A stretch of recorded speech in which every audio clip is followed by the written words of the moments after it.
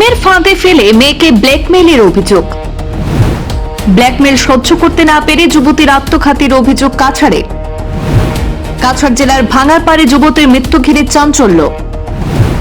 অভিযুক্ত যুবক বাহার উদ্দিন এবং সংশ্লিষ্টদের বিরুদ্ধে কঠোর ব্যবস্থা নেওয়ার দাবি।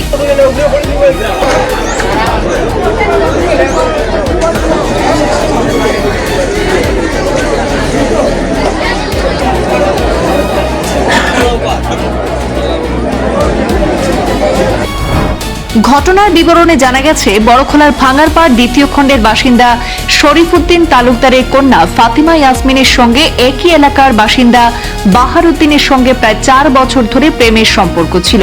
পরবর্তীতে সে বিভিন্ন ধরনের ছবি তুলে মেয়েকে শারীরিক এবং মানসিক নির্যাতন করতে থাকে। অভিযোগকারীরা জানিয়েছেন যে অভিযুক্ত তার মেয়েকে বিয়ে করার প্রতিশ্রুতি দিয়ে সম্পর্ক বজায় রাখে এবং পরে ব্ল্যাকমেইল শুরু করে। এরপর অভিযুক্ত বাহার উদ্দিন এবং তার পরিবারের লোকজন বিভিন্ন সময়ে ভয়ভীতি প্রদর্শন করে আসছিল বলে অভিযোগ করা হয়।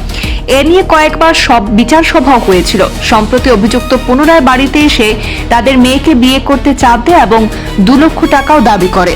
টাকা না দিলে বিভিন্ন ছবি প্রকাশ করে মেয়েকে প্রাণে মারার হুমকি দেয় বলে অভিযোগ করেছেন মেয়ের বাবা শরীফ উদ্দিন।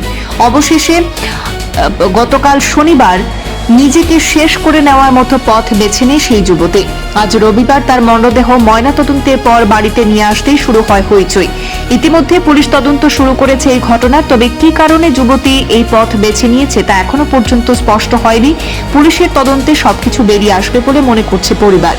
আজ রবিবার ময়নাতদন্তের পর ফাতিমা ইয়াসমিনের মরদেহ বাড়িতে নিয়ে আসতেই কান্নায় ভেঙে পড়েন পরিবারের লোকজন। তারা এই ঘটনার ন্যায় বিচার চেয়ে কাছাড়ের পুলিশ সুপারের আশু হস্তক্ষেপ কামনা করেছেন।